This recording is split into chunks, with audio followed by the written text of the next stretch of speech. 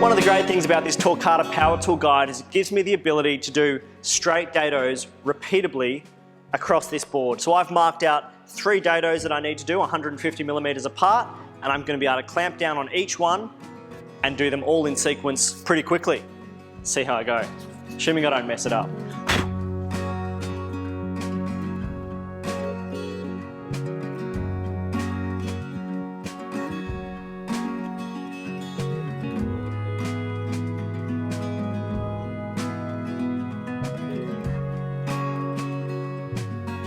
All right, so dead straight dados, perfect distance apart, really quick. You can knock together a bookshelf or something else super fast this way, and you know it's going to be accurate.